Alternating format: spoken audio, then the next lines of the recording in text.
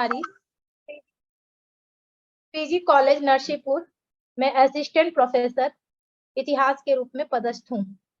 आज मेरा टॉपिक है भारत में लोकतंत्र, और इसको चुनने का मेरा मकसद ये है कि आज पूरे विश्व में लोकतंत्र को लेकर एक अलग ही बयार चल रही है। लोकतंत्र का कितना हनन हो रहा है और क्या वो उस दिशा में काम कर रहा है, किन देशों में इस तरह की परिस्थितियां चल रही है, उस मुद्दे को मैं आज रखने का प्रयास कर रही हूँ।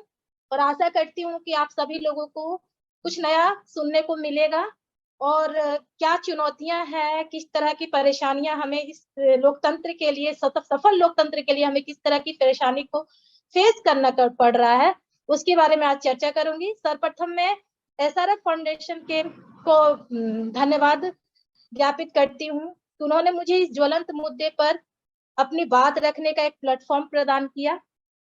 और सबसे पहले भारत में लोकतंत्र को लेकर मैं सबसे ये बता देना चाहती हूँ कि मैं क्या क्या बात रखने जा रही हूँ। सबसे पहले मैं बात रखूंगी कि लोकतंत्र की परिभाषा क्या है, विभिन्न विद्वानों द्वारा क्या परिभाषा दी गई है, आज हमारे देश में लोकतंत्र की इतनी मांग क्यों हो रही है, पूरे विश्व में ये लोकतंत्र का मांग क्यों चल रहा है। तीसरी कि हमारे भारत में जो लोकतंत्र का इतिहास है वो कितना पुराना रहा है, क्या हमारे भारत में जो लोकतंत्र 1947 के बाद जो स्थापित हुई थी, क्या उसी समय ये लोकतंत्र था या पहले भी था, इसके बारे में चर्चा करेंगे। लोकतंत्र के उपादान क्या है, लोकतंत्र के उद्देश्य क्या है, उसकी चुनौतियां क्या है, फिर बाद में हम लोग वे फॉरवर्ड के बारे में चर्चा करेंगे। तो सर्वप्रथम मैं लोकतंत्र, भारत में लोकतंत्र को लेकर विभिन्न विद्वानों ने अपनी परिभाषा दी है। सबसे पहले मैं बी.आर. अम्बेडकर जी की परिभाषा, जो हमारे संविधान निर्माता थे, उनके अनुसार लोकतंत्र एक ऐसी जीवन पद्धति है जिसमें हमें स्वतंत्रता, समानता और बंधुता के साथ जीने का मौका मिलता है। एक ऐसा सिद्धांत जुड़ा होता है, ये हमारे भीमराव अम्बेडकर का कहना था। लेकिन दूसरी ओर हम देखते हैं कि जॉर्ज बर्नार्ड शॉ, जो कि पाश्चात्य विद्वान है, उन्होंने कहा है कि लोकतंत्र अपनी महंगी और समय बर्बाद करने वाली खूबियों के साथ सिर्फ भ्रमित करने का एक तरीका है, और इसमें जनता को यह विश्वास दिलाया जाता है कि वही शासक है, जबकि वास्तविक सत्ता जो होता है वो गिने चुने लोगों के हाथों में होती है। तो इन दोनों परिभाषाओं को जब हम पढ़ते हैं तो लगता है कि विरोधाभास दिखता है। हमें लगता है कि जहां हम बी.आर. अम्बेडकर को पढ़ते हैं और इसमें हमें बताया जाता है कि लोकतंत्र जो है स्वतंत्रता, समता और बंधुता के सिद्धांत पर आधारित है, वही हम देखते हैं जॉर्ज बर्नार्ड शॉ अपने विचार जब प्रकट करते हैं तो वो इसको एक तरह से जनता को भ्रमित करने वाला एक जरिया मानते हैं, जिसमें सत्ता जो होती है वो कुछ गिने चुने लोगों के हाथों में होती है। तो इसका विश्लेषण करें तो हमें पता चलता है कि दोनों में विरोधाभास है। अब हम बात करते हैं कि दोनों एक दूसरे के विरुद्ध होने के बाद भी एक तरह से इसमें व्यापकता निहित है। इसकी व्यापकता को हम आगे देखेंगे कि किस तरह से इसका जो व्यापक अर्थ है वो इसके विभिन्न रूपों को स्पष्ट करता है।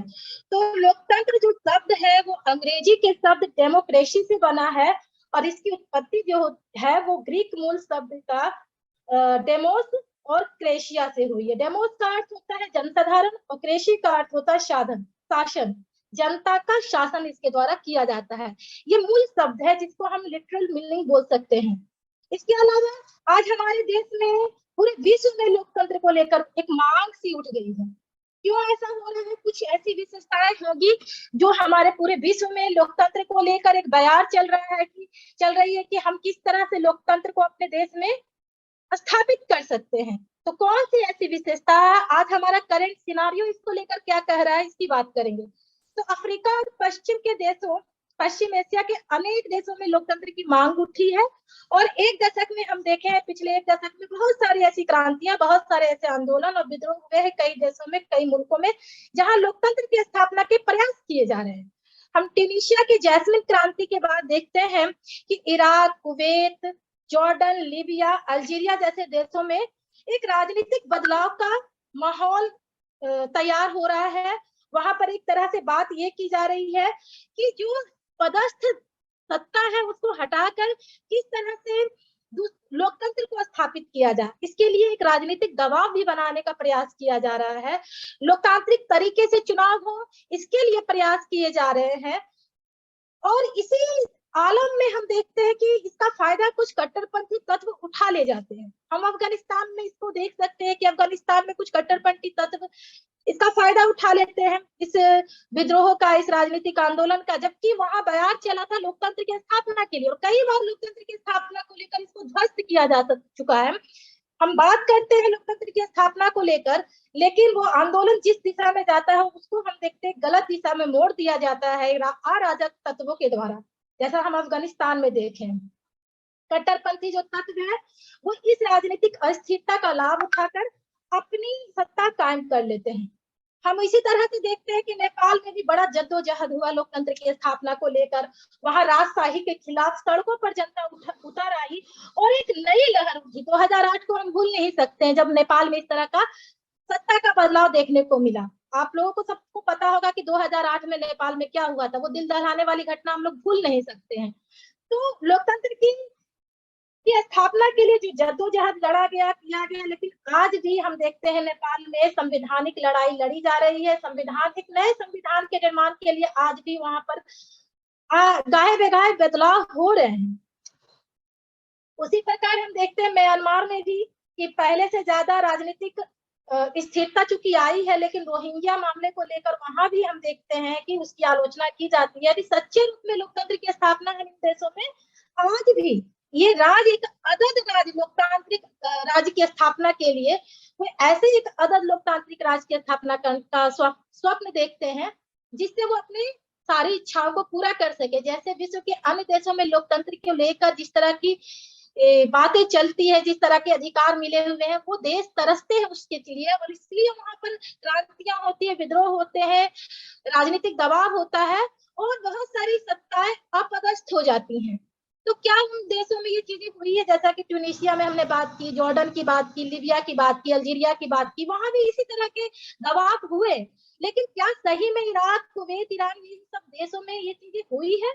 वहां लोकतंत्र की स्थापना सही रूप से हो पाई है? शायद नहीं।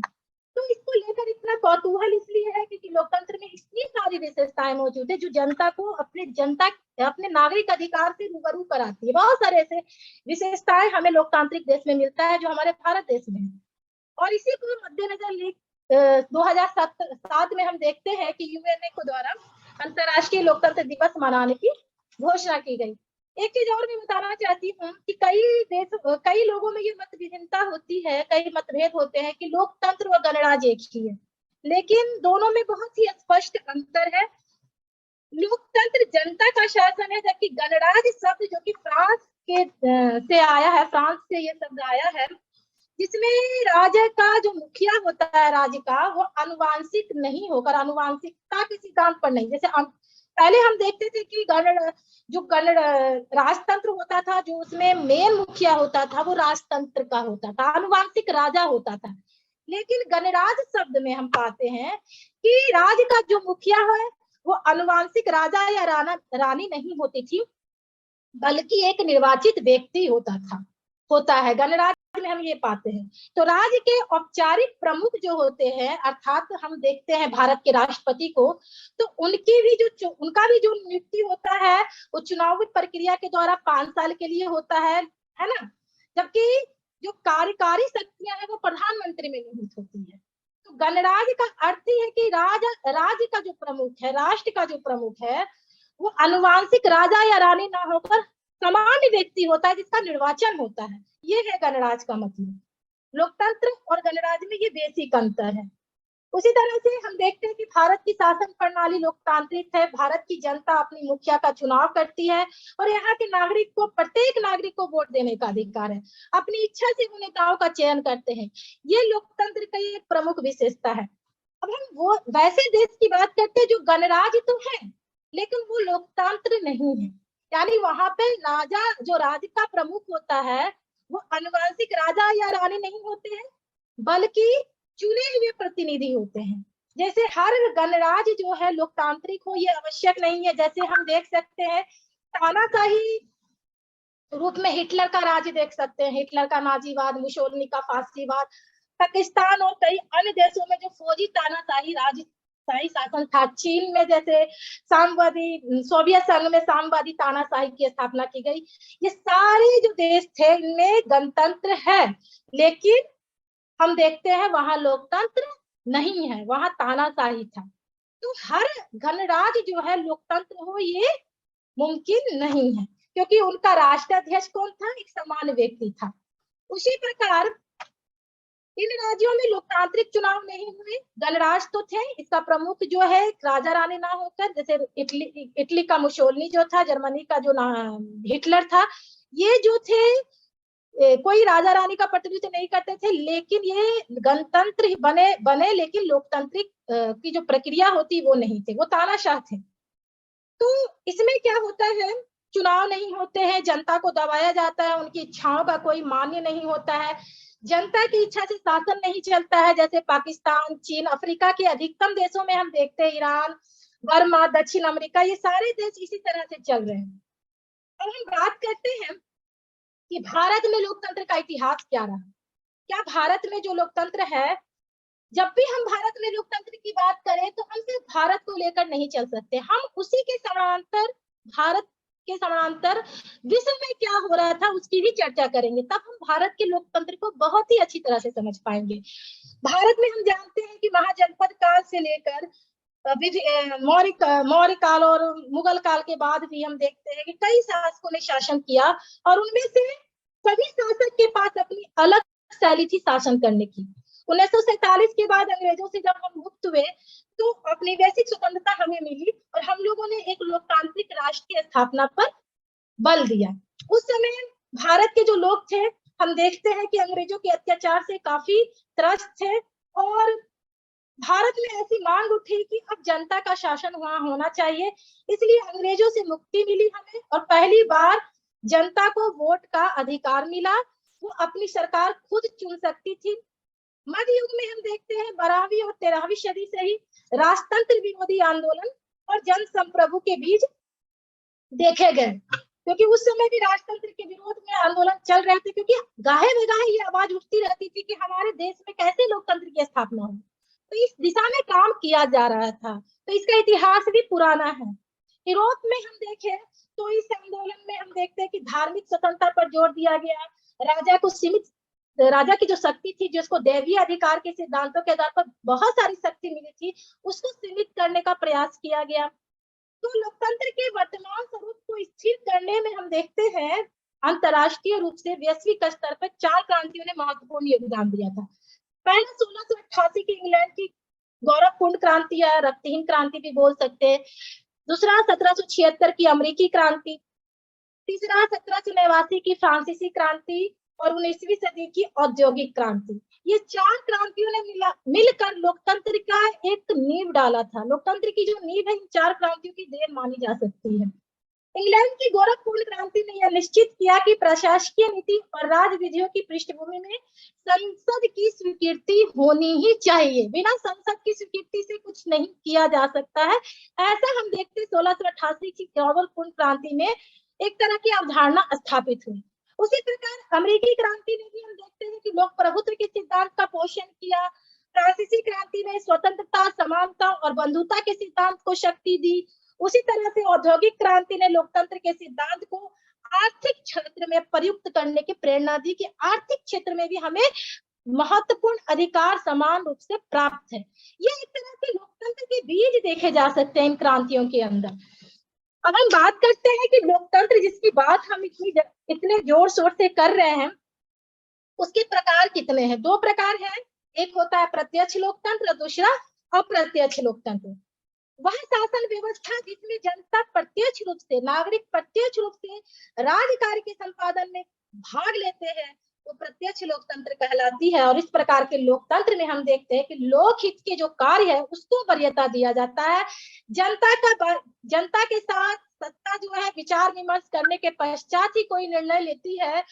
और हमारे जो प्रसिद्ध दार्शनिक है रूसो ने इसको एक आदर्श लोकतंत्र माना है, प्रत्यक्ष लोकतंत्र को। और इस तरह का प्रत्यक्ष लोकतंत्र हम देखते हैं कि प्राचीन यूनानी राज्यों और स्विट्जरलैंड में पाया जाता था। आज भी स्विट्जरलैंड में प्रत्यक्ष लोकतंत्र है।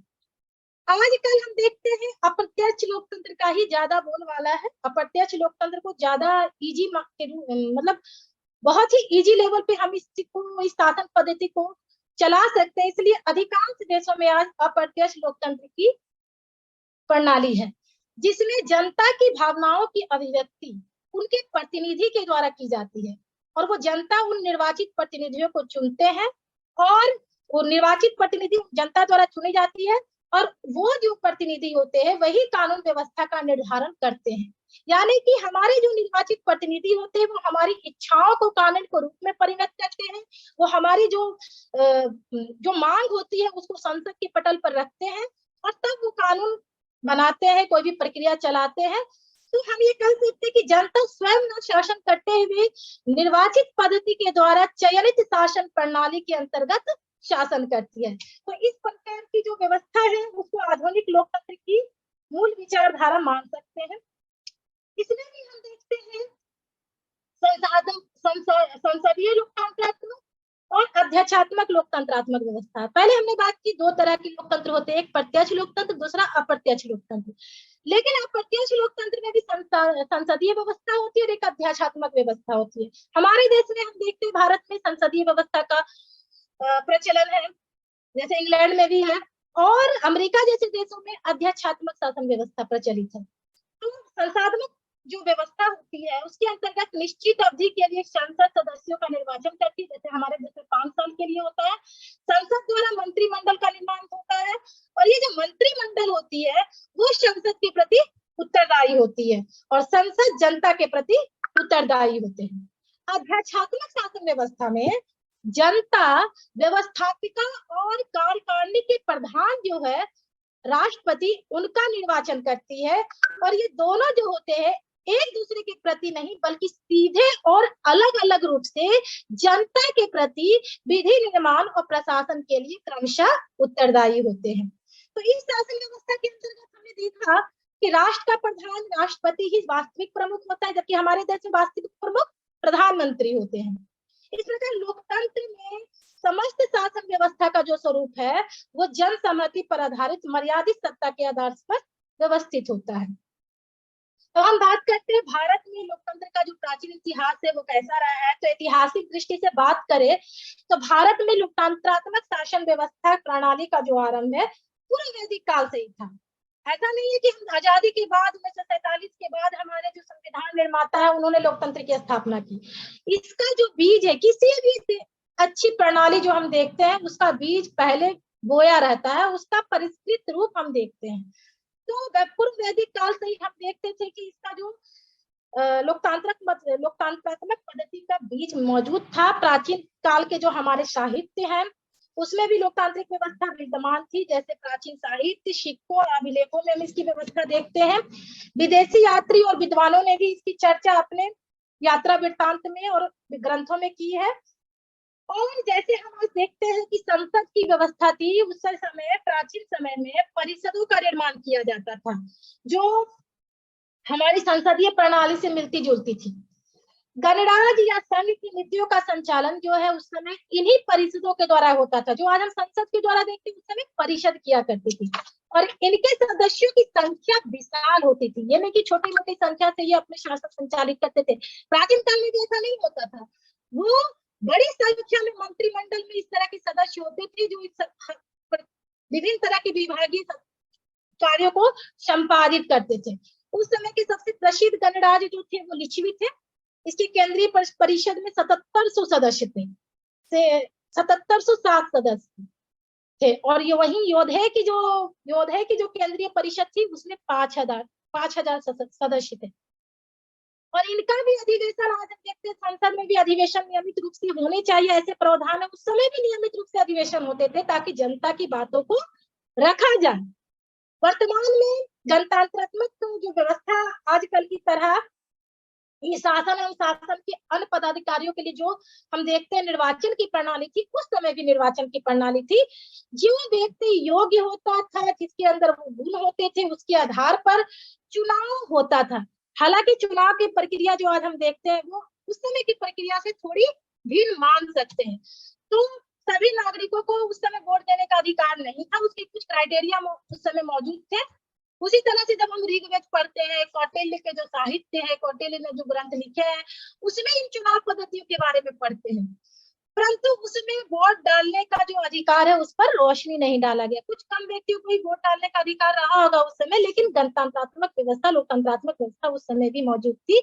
उसके बीच हम उसमें देखते हैं किसी भी जो मुद्दे पर निर्णय होता था उसके पहले जितने भी सदस्य होते थे मंत्रिमंडल के, परिषद के, उनके बीच इस पर खुलकर बहस होती थी। आज हम देखते हैं कई देशों में कोई भी निर्णय जो लोकतंत्र के हलाने के लिए है, लेकिन कोई भी निर्णय रातों रात ले लिया जाता है, कोई विचार विमर्श नहीं होता है। तो ये सीधे हमारी लोकतंत्र का जो पद्धति है उस पर हनन दिखता है।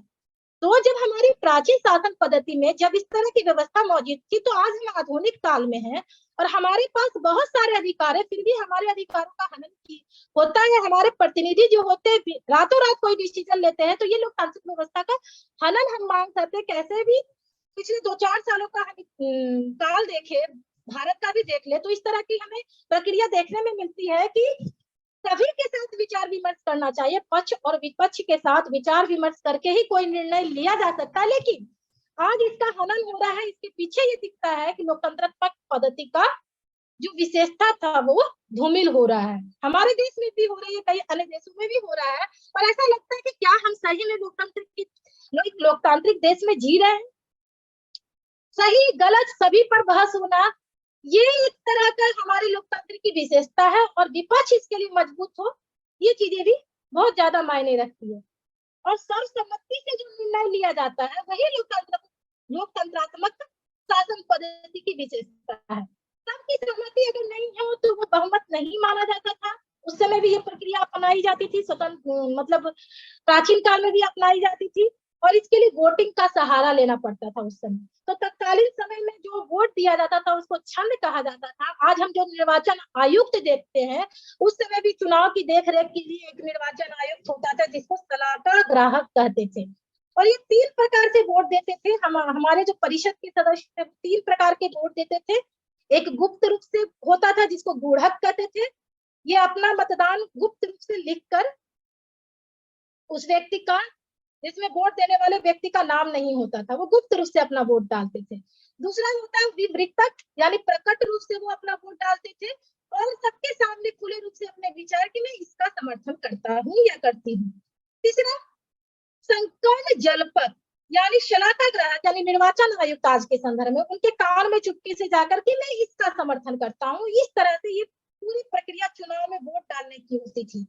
और ये सलाहकार ग्राहक जो आज का निर्वाचन आयोग थे, वो पूरी मुस्तैदी के साथ ईमानदारी से पूरी वोटों का हिसाब रखता था ताकि कहीं भी कुछ भी विसंगतियां ना हो।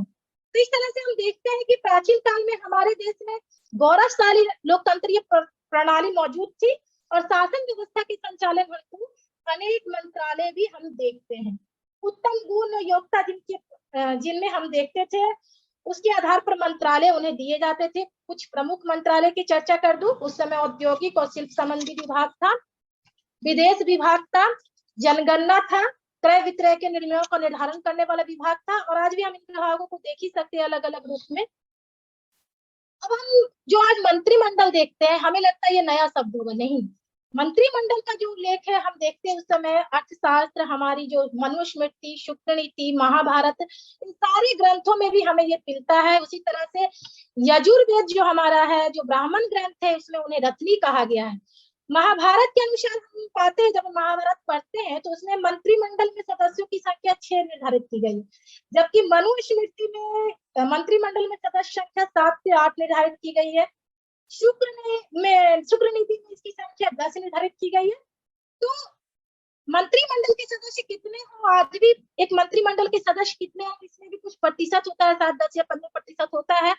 उतने ही मंत्री परिषद में सदस्य हो सकते हैं, ऐसा व्यवस्था हमारे संविधान में है।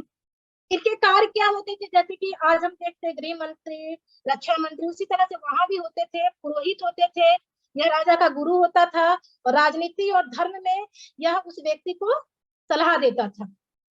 उपराज भी होता था, जिसका कार्य राजा जब अनुपस्थित हो तो उसके काल में ये व्यवस्था का संचालन करता था। जैसे हम उप प्रधानमंत्री की व्यवस्था पाते, कई उप प्रधानमंत्री की व्यवस्था हम दो पिछले भारत के जब इतिहास देखते हैं तो 2 उप प्रधानमंत्री थे, लाल कृष्ण आडवाणी और एक और थे, अभी ध्यान नहीं आ रहा। तो वो उप प्रधानमंत्री की व्यवस्था हम जैसे उपराजा उस समय कहते थे।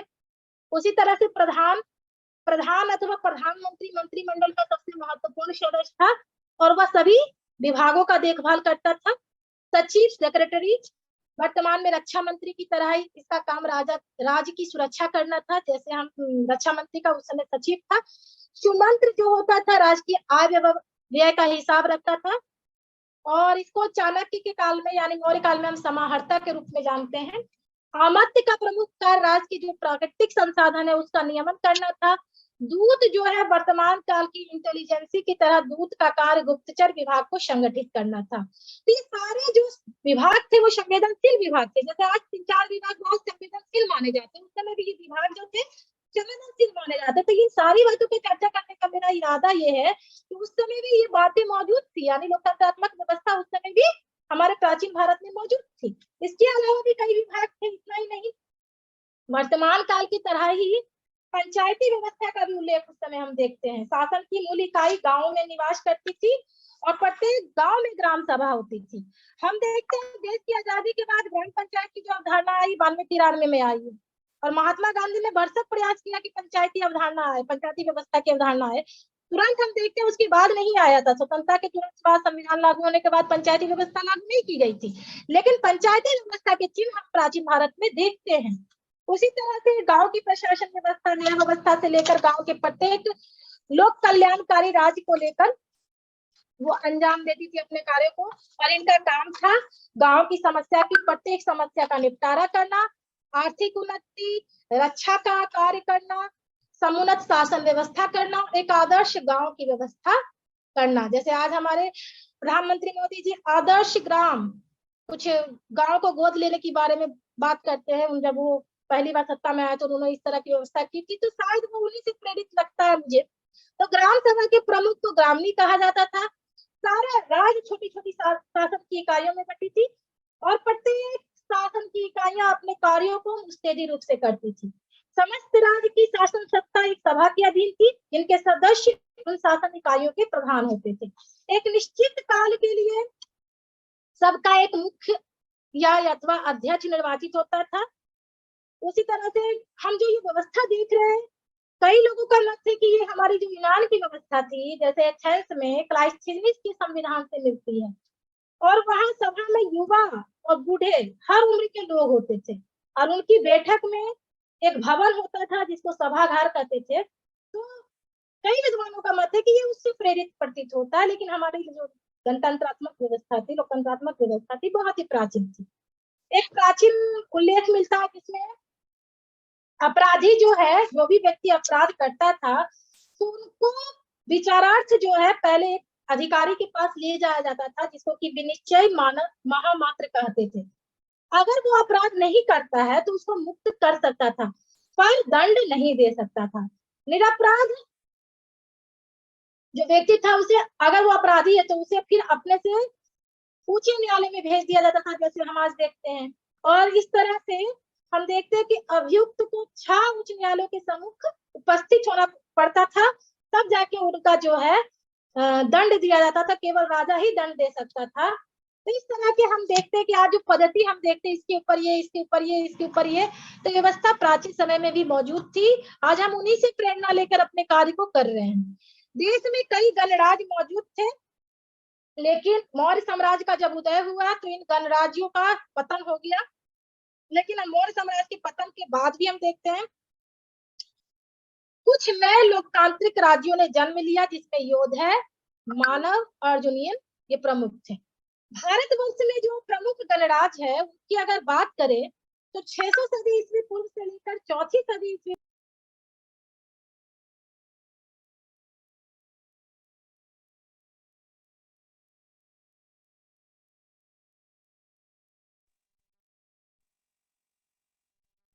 तो ये गणराज्य जो थे उनकी अंतिम झलक हम देखते हैं गुप्त साम्राज्य के उदय के काल तक दिखाई देती है। समुद्रगुप्त द्वारा एक शब्द यूज किया जाता है धरणी बंध, जिसमें उसने पूरी धरती को बांध लिया था और उसने जितने राज्य थे उसको, गणराज्य थे उसको अपने सैनिक अभियान के द्वारा उसने अपने राज्य में विलय कर लिया था।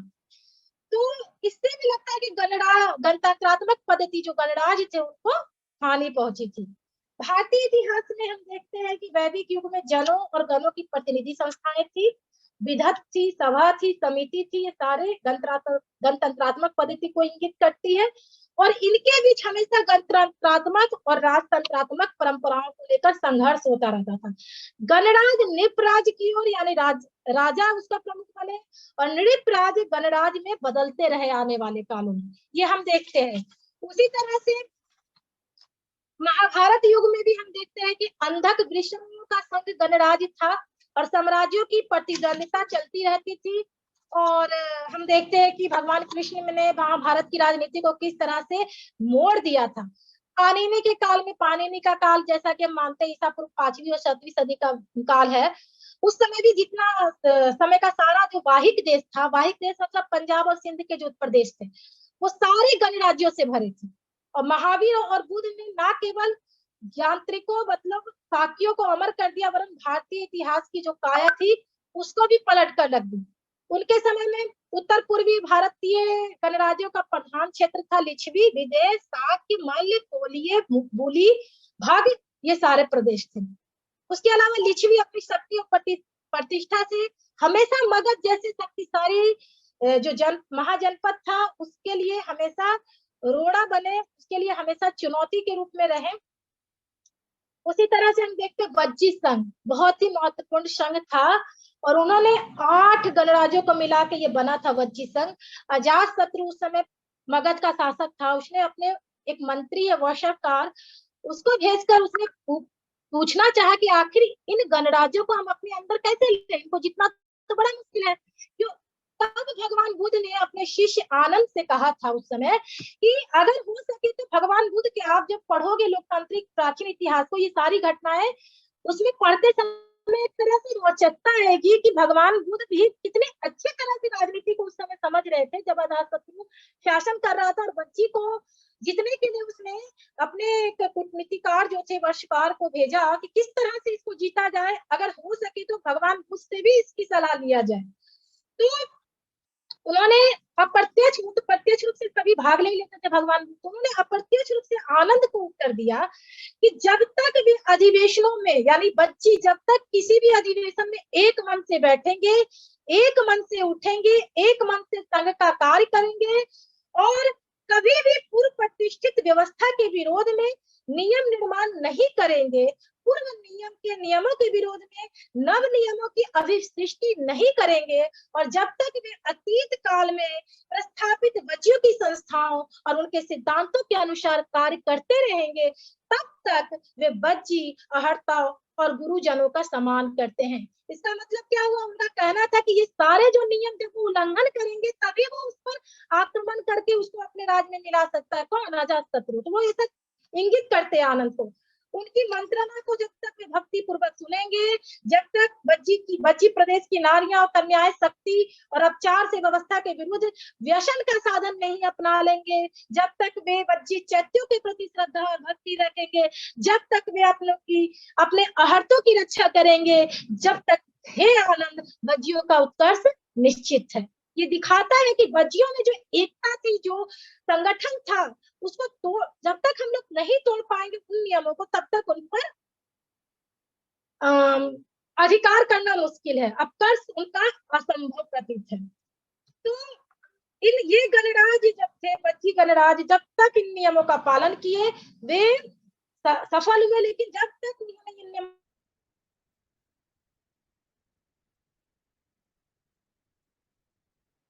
नमस्कार।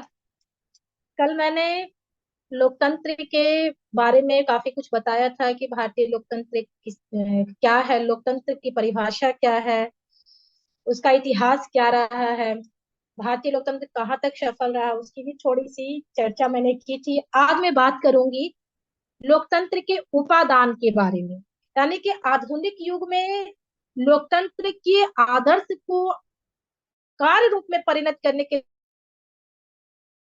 लिए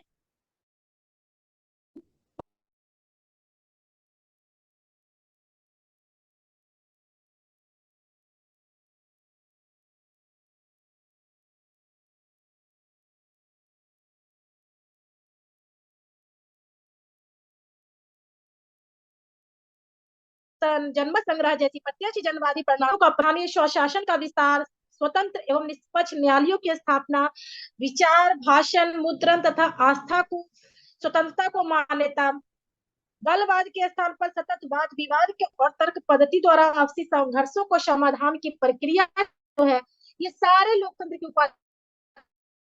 और जब ये तत्व मिलते हैं तभी हमारी सफल लोकतंत्र का जो परिभाषा है कि कोई तंत्र कैसे सफल हो सकता है, लोकतंत्र कैसे सफल हो सकता है, जब तक ये उपादान नहीं हो, ये आधुनिक लोकतंत्र के उपादान ही लोकतंत्र की सफलता को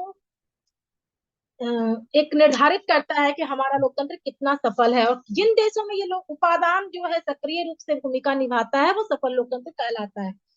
अब हम बात करते हैं कि हमारे यहाँ जो लोकतंत्र की स्थापना की गई, आखिर इतना हो हल्ला क्यों मच रहा है। हम कल बताए थे कि विभिन्न देशों में लोकतंत्र की स्थापना के लिए संघर्ष हुए और कई जगह तो लोकतंत्र की स्थापना हो गई, लेकिन कई जगह देखते हैं कि तानाशाही शासन की स्थापना हुई। जैसे सत्ता को अपदस्थ करने के क्रम में कई असामाजिक और अराजक तत्व आते हैं और वहां लोकतंत्र की आड़ में ऐसे तत्व की स्थापना, ऐसे तंत्र की स्थापना करते हैं जो लोकतंत्र नहीं कहला सकता है। तो आखिर ये लोकतंत्र इतना अच्छा था तभी इसके लिए स्थापना हमारे अंतर्राष्ट्रीय स्तर पर, वैश्विक स्तर पर विभिन्न देशों में इसकी स्थापना के लिए बात की जा रही है, संघर्ष किया जा रहा है, प्रदर्शन किया जा रहा है। भारत में लोकतंत्र के उद्देश्य क्या है? तो हम जानते हैं कि भारत दुनिया का सबसे बड़ा लोकतांत्रिक देश है। भारत में जब लोकतंत्र की स्थापना 26 जनवरी 1950 को जब संविधान का लागू हुआ, तभी हम देखते हैं कि भारतीय लोकतंत्र की स्थापना हो गई थी। और हमारा संविधान विश्व का सबसे बड़ा लिखित संविधान है, इस पर हम गर्व कर सकते हैं। संविधान में लोकतंत्र की संपूर्ण व्याख्या की गई है और इसकी विशेषताएं भी है। और इसी में हम देखते हैं संविधान में कि लोकतंत्र की वैसी कौन सी विशेषता है। इन विशेषताओं का जब अध्ययन करेंगे तब हमें पता चलेगा कि लोकतंत्र के उद्देश्य क्या है। सबसे पहली बात कि जनता की संपूर्ण और सर्वोच्च भागीदारी निर्धारित की गई। दूसरा, उत्तरदायी सरकार की स्थापना की बात कही गई हमारे संविधान में, जो लोकतंत्र का महत्वपूर्ण उद्देश्य है। तीसरा, जनता के अधिकारों और स्वतंत्रता की हिफाजत सरकार का कर्तव्य है। जनता के अधिकार और स्वतंत्रता पर हनन होता है तो ये सरकार ही हमें देती है, हम न्यायालय जा सकते हैं। ये भी लोकतंत्र की एक विशेषता है जो हम स्वतंत्रता के पहले नहीं देखते थे। हमारे अधिकारों, हमारी स्वतंत्रता का हनन होता था और हम इसको बर्दाश्त करते थे। तो लोकतंत्र का एक फायदा है, इसलिए इसकी स्थापना की गई है। सीमित तथा संवैधानिक सरकार होनी चाहिए।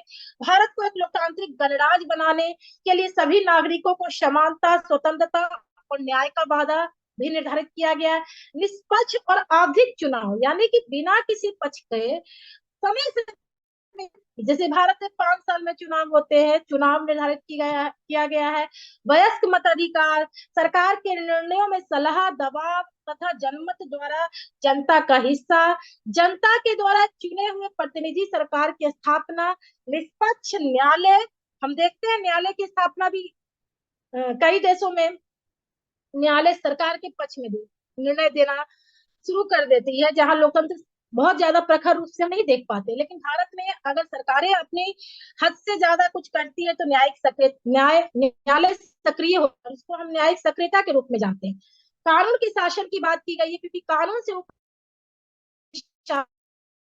शासन है, चाहे वो कितना भी वीआईपी क्यों ना हो, सबके लिए एक ही कानून है, चाहे वो एक गरीब वर्ग का व्यक्ति हो या एक धनाढ्य वर्ग का व्यक्ति हो। विभिन्न राजनीतिक दलों एवं दबाव समूहों की उपस्थिति लोकतंत्र की सफलता को निर्धारित करती है और लोकतंत्र का एक महत्वपूर्ण उद्देश्य भी है। सरकार के हाथ में राजनीतिक शक्ति जो है एक अमानत के रूप में है जनता की। अगर वो हमारी अमानत को सही से संभाल नहीं पा रही है, सही रूप से शासन का संचालन संपादित नहीं कर पा रही है, तो हमारी जनता उसको अपदस्थ करके किसी दूसरे को भी अधिकार अपना दे सकती है। तो ये हमारे लोकतंत्र के उद्देश्य है। फिर बात करते हैं लोकतंत्र, भारतीय लोकतंत्र की उपलब्धियां क्या है। तो भारत विश्व की सबसे पुरानी सभ्यताओं में से एक है और बहुत ही विविधता वाली सभ्यता कहलाती है और यही हमारी सांस्कृतिक विविधता, सांस्कृतिक विरासत का एक ध्येय भी माना जाता है। इसके साथ ही वो अपने आप को समय के अनुसार ढालती गई है। ऐसा नहीं है कि वो बहुत ही रिजिड होके, बहुत ही एक ही बात पर रह के वो इस तरह का बात करती है, एक ही बात को पकड़ी नहीं रहती। सफलता के स्तर को वो अपने स्तर पर निभाती चली जाती है, अपने आप को ढालती चली जाती है। आजादी के 75 साल बाद भी भारत में हमने देखा कि बहुआयामी सामाजिक और आर्थिक प्रगति हुई है। भारत कृषि में आत्मनिर्भर हो चुका है, जो कि पहले हम देखते थे स्वतंत्रता के पहले भारत में अनाजों का आयात करना पड़ता था। दुनिया की सबसे औद्योगिकृत देशों में इसकी गिनती की जाने लगी है। विश्व समुदाय के बीच हम आत्मनिर्भर भारत के रूप में, आत्मनिर्भर सक्षम और स्वाभिमानी भारत के रूप में जाने जाते हैं। अपनी सभी समस्याओं के बावजूद भी हम देखते हैं कि लोकतंत्र के कारण वह तीसरी दुनिया के अन्य देशों में एक मिसाल बना है। भारत, उसकी आर्थिक प्रगति और विकास दर भी अन्य विकासशील देशों के लिए प्रेरणा का काम कर रही है। तो हम दुनिया में एकमात्र ऐसे राष्ट्र हैं, एक ऐसा देश है, लोकतांत्रिक देश है, जिसने आजादी के बाद ही सभी नागरिकों को वोट देने का अधिकार दिया और कोई भेदभाव नहीं किया, शिक्षा के स्तर पर, लैंगिक भेदभाव के स्तर पर या धन के स्तर पर, सभी को अधिकार दिया गया। हमारे संविधान, हमारा भारतीय संविधान पहला ऐसा देश है जिसमें संविधान में नागरिकों की स्वतंत्रता के बाद ही तुरंत अधिकार दिया गया वोट का। जबकि अमेरिका, जो कि इतना विकसित देश माना जाता है, उसने 150 वर्ष बाद नागरिकों को पूर्ण रूप से वोट का अधिकार दिया। 560 से अधिक जो देशी रियासत थे उसका विलय हमारे देश में हो चुका, जबकि 560 विदेशी जो देशी रियासत थे उसमें विभिन्न तरह के लोग रहते थे, विभिन्न तरह की बोलियां बोली जाती थी, फिर भी उनका विलयीकरण हमारे भारत में हुआ। ये हमारे लोकतंत्र की सफलता को निर्धारित करता है। उसी तरह से हम देखते हैं कि भारत में कम से कम 29 भाषाएं और 1650 बोलियां बोली जाती है, और इन सभी लोगों के द्वारा एक ही संविधान का अनुसरण किया जाता है। ये इसकी एक विशेषता है कि हमारा संविधान सभी लोगों को, चाहे उनमें कितनी भी जातीय विविधता, लैंगिक विविधता, भाषाई विविधता हो, उनको एक ही डंडे से हाका जाता है। यानी कि हमारे यहाँ एक ही संविधान है सभी लोगों के लिए। जातीय समूहों की संख्या हमारे भारत में बहुत है, लेकिन उनको कोई भेदभाव नहीं होता, सभी के लिए एक ही संविधान है। और वो एक दलित के द्वारा तैयार किया गया संविधान है। आज बाबा भीमराव अम्बेडकर जी का जन्म दिवस है, और इस उपलक्ष्य में एक बात बहुत ही हमारे लिए गर्व की बात है कि एक दलित के द्वारा तैयार किया संविधान हम लोग मानते हैं। तो इससे पता चलता है कि भारत में भेदभाव का स्तर भले ही पूरा बहुत रहा हो, लेकिन हमारे संविधान निर्माताओं ने इसके निर्माण का जिम्मा, संविधान के निर्माण के जिम्मा एक ऐसे व्यक्ति को दिया था। दुनिया में सबसे ज्यादा जो निर्वाचित संख्या है, व्यक्तियों की संख्या सबसे ज्यादा भारत में है। निर्वाचित महिलाओं की सबसे अधिक संख्या भारत में है। स्थानीय स्वशासन के रूप में हम देखते हैं कि महिलाएं बहुत ज्यादा चुनकर आती है।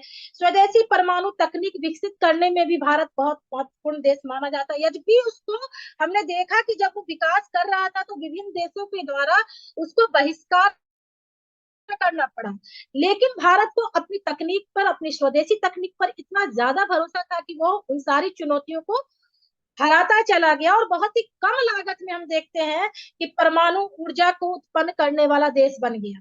थोरियम आधारित परमाणु ऊर्जा विकसित करने वाला एकमात्र देश भारत है, और ये लोकतांत्रिक देश की सफलता की कहानी कह सकते हैं।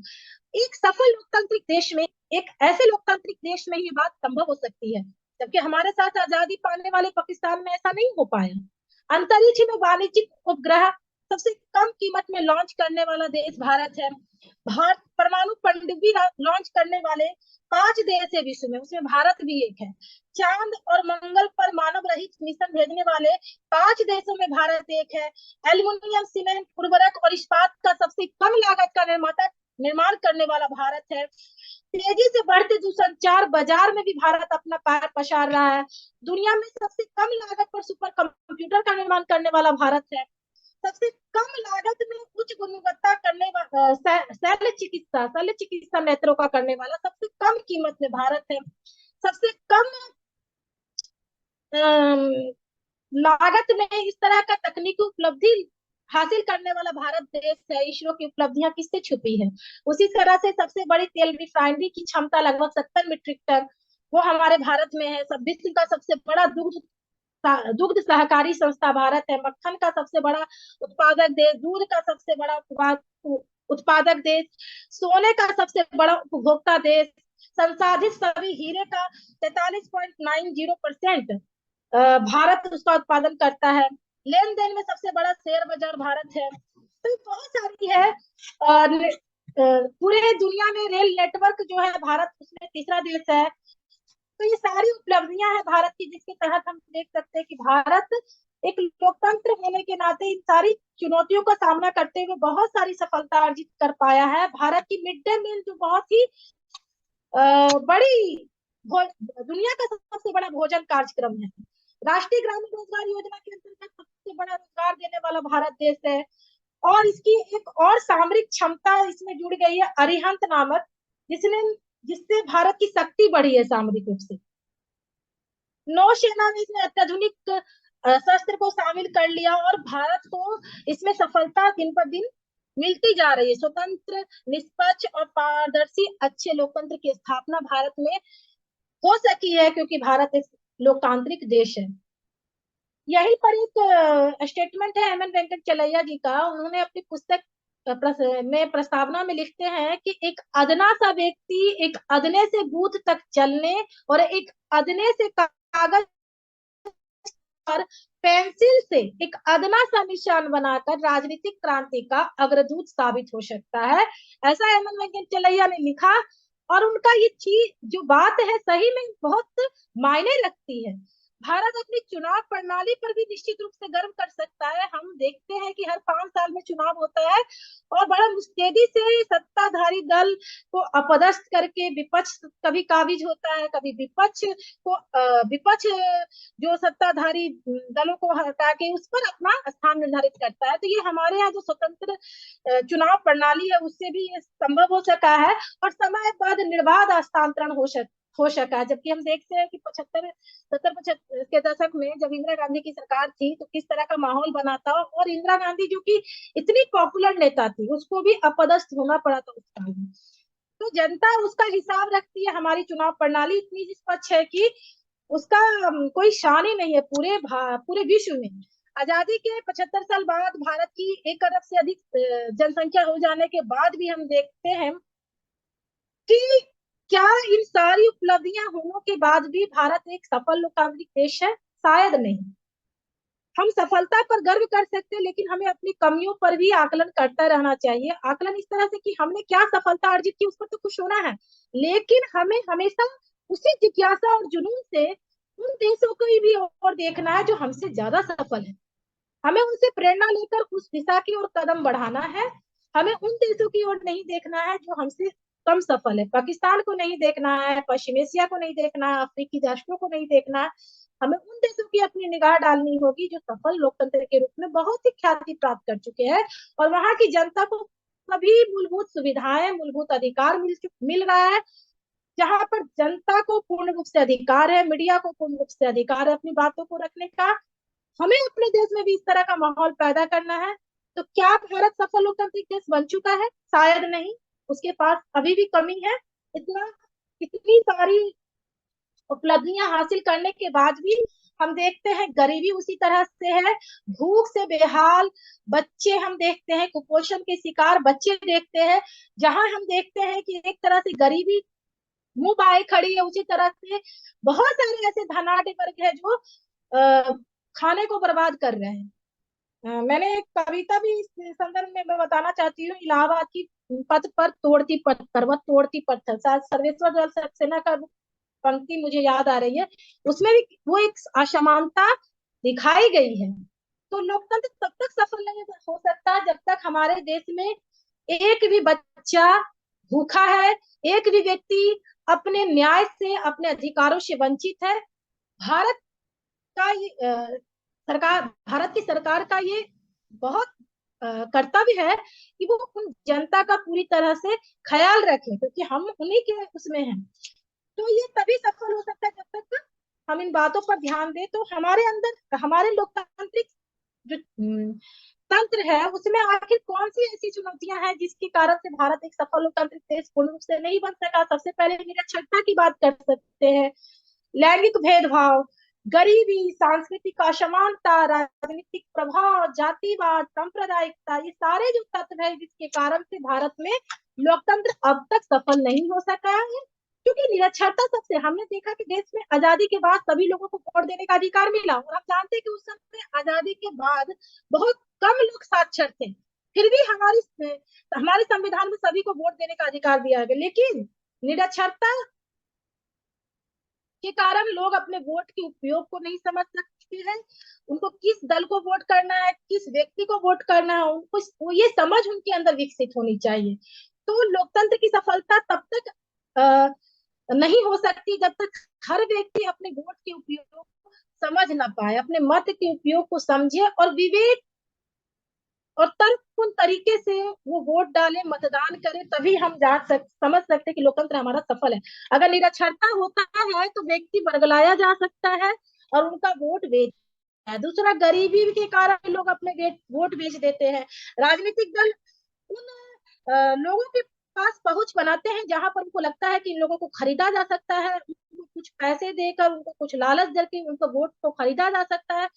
तो हमारा जो सही में लोकतंत्र का जो परिभाषा है वो सफल कैसे होगा जब एक गरीब व्यक्ति के वोट को खरीदा जाएगा। उनको सही नहीं रहता है कि उनको किसको वोट देना है। इसके अलावा जातिवाद, लिंग भेद, सांप्रदायिकता, धार्मिक कट्टरता, राजनीतिक हिंसा, भ्रष्टाचार, ऐसे कई मुद्दे हैं जो हमारे भारत में क्या जो हमारा पूर्व इतिहास है, यानी आजादी के बाद के जो हम देखते हैं किस तरह से ये सांप्रदायिकता को बल देकर, धार्मिक कट्टरता को बल देकर किस तरह से खूनी खेल खेला जाता है, किस तरह से विभिन्न त्योहारों में इस तरह की बातें होती है। तो क्या ये हमारे लोकतंत्र की सफलता को निर्धारित कर सकती है? जब तक इन सारी चुनौतियों का सामना हम नहीं कर सकते तब तक हमारा लोकतंत्र सफल नहीं हो सकता। देश में बदलाव की बयार होना जरूरी है और महसूस करना है कि कौन कितना कर पा रहा है इस चीज को। यह एक बात दिगर है कि हमको ये देखना है कि हमारे यहाँ जो लोकतंत्र का जो बयार बह रहा है वो सही में सही दिशा में बह रहा है या उसमें कुछ खामियां हैं। सूचना प्रवाह के इस युग में हम समूची दुनिया से जुड़ चुके हैं। भारत देश में हर वर्ग, हर स्तर पर बदलाव की अनुभूति कर रहा है, लेकिन इस बदलाव की बहार के बीच या बुनियादी सवाल उठाए जाने की जरूरत है कि हम जिस संप्रभु समाजवादी जनवादी लोकतांत्रिक गणराज्य में जी रहे हैं वह क्या सही दिशा में अग्रसर है। तो हम देखते हैं कि भारत में लोकतंत्र का मतलब केवल वोट देने का अधिकार नहीं है, बल्कि सामाजिक और आर्थिक समानता भी सुनिश्चित करना, और यह हमारी सरकार की जिम्मेदारी है। सरकार को लोकतंत्र को सफल बनाने के लिए जो कमियां हैं, यानी निरक्षरता, गरीबी, सांप्रदायिकता, धार्मिक कट्टरता, जातिवाद, लैंगिक भेदभाव, इन सारे कमियों को दूर करना होगा। देश में हम सरकारें आम लोगों के द्वारा चुनी जाती है और यह कहना गलत नहीं होगा कि उनकी बुद्धि और जागरूकता है जिससे हमारा जो तंत्र है वो सफल हो सकता है। तो इस पर बल दिया जाना चाहिए। तो भारतीय लोकतंत्र की दुनिया भर में प्रशंसा की जाती है और की भी जानी चाहिए, लेकिन हम तब तक असफल है जब तक हमारे यहाँ एक असंतुष्ट है। तो इसमें अभी बहुत ही सुधार होने की जरूरत है। लंबा सफर तय करना, देश के हर नागरिक को वोट देने का अधिकार तो है, लेकिन उनको बिना किसी जाति, पंथ, धर्म, लिंग और शिक्षा के आधार पर किसी से भेदभाव नहीं किया जाना चाहिए। देश की विशाल सांस्कृतिक, धार्मिक और भाषाई विविधता लोकतंत्र के लिए बड़ी चुनौती है। इसके साथ ही आज के समय में लोगों के बीच एक तरह का मतभेद है, उसको भी दूर किए जाने की जरूरत है। भारत में लोकतंत्र को सुचारू रूप से सुनिश्चित करने के लिए हमें इन विभाजनकारी प्रवृत्तियों को रोकने की जरूरत है। जो हमारे यहाँ सांप्रदायिकता की आग फैली रहती है, हमेशा गाये बगाए, उसको दूर करने की जरूरत है ताकि देश के नागरिकों को सही मायनों में लोकतंत्र का आनंद ले सके। लोकतंत्र को विश्व की सबसे अच्छी शासन प्रणाली के रूप में जाना जाता है। यही कारण है कि हमारे देश की संविधान निर्माताओं और नेताओं ने शासन की प्रणाली के रूप में लोकतांत्रिक शासन व्यवस्था का चयन किया, और तभी हमारा जो देश है वो मजबूत लोकतांत्रिक देश के रूप में उभर सकता है और हम अपने ऊपर गर्व कर सकते हैं। लेकिन हम देखते हैं कि हम बस गर्व करते हैं, हम बहुत बड़े विश्व गुरु हैं, हमारा लोकतंत्र सफल है, लेकिन आज का माहौल हमें उस तरह का नहीं दिख रहा है। जब विपक्ष मजबूत